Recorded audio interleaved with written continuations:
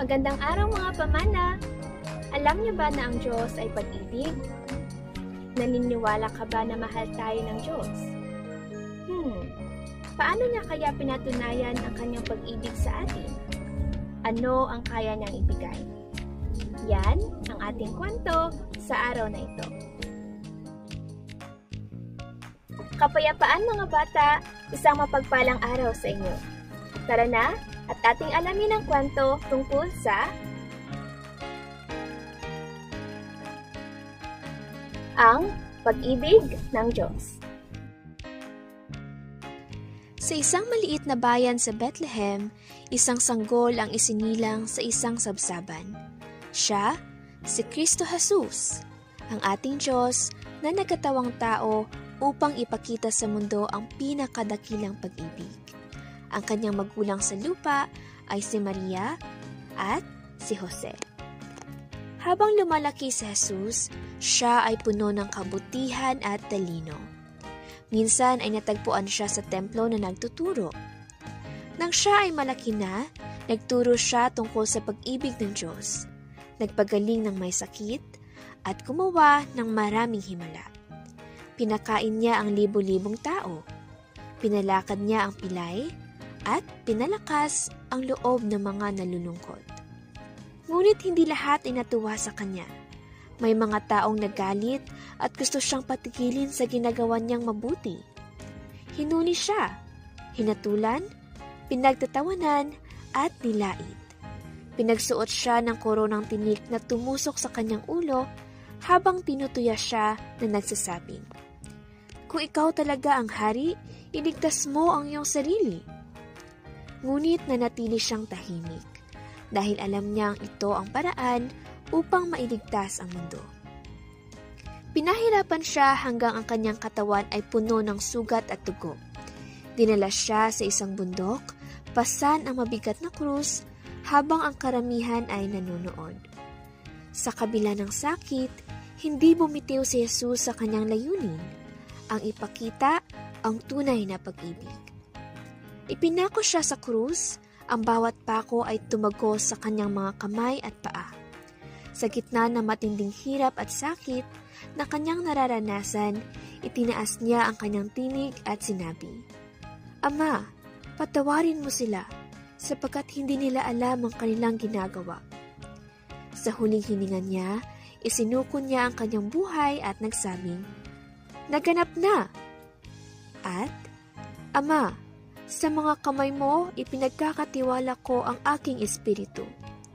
At pagkatapos niyang sabihin ito, nalagutan siya ng hininga.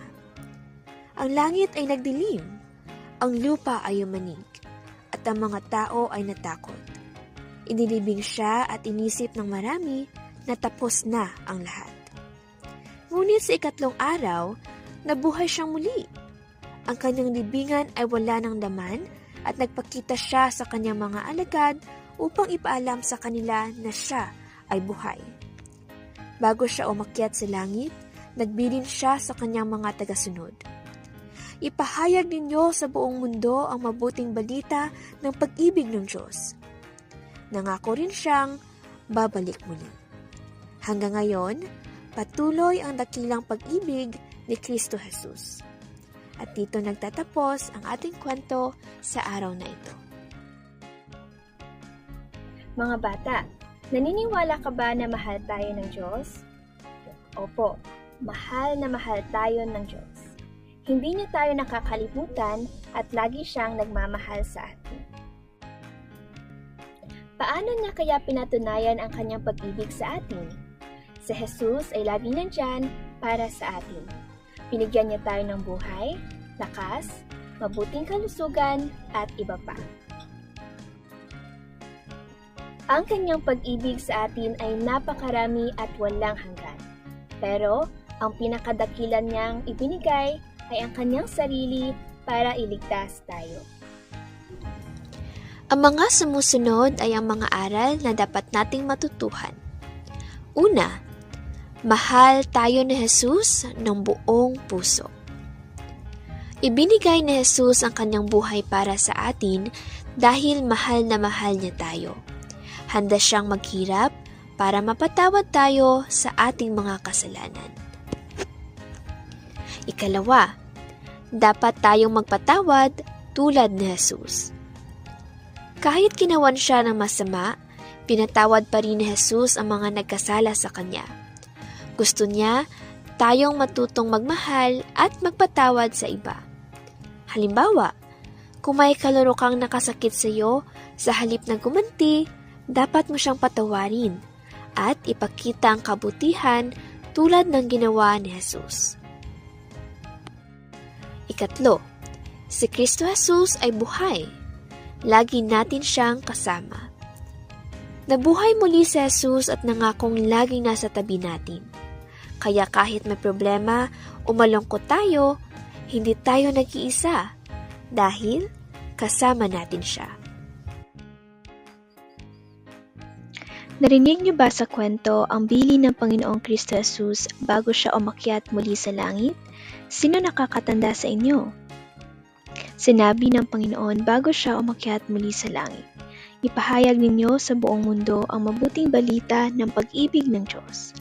Kaya naman, para sa activity natin ngayon, tayo ay magpapahayag ng mabuting balita sa ating kapwa.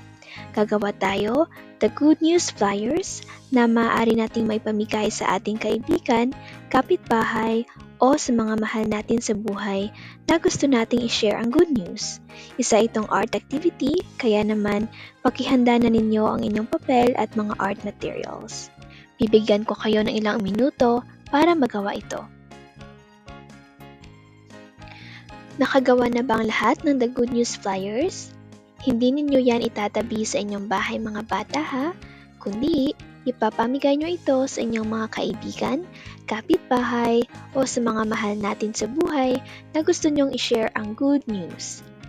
Tara naman at alamin natin ang ating memory verse sa linggong ito. Ang ating memory verse sa araw na ito ay mababasa sa John chapter 15 verse 13, Amplified Bible. No one has greater love than to lay down his own life for his friends. Maraming salamat sa inyong panonood mga bata. Sana ay maramdaman ninyo ang dakilang pag-ibig ng Diyos.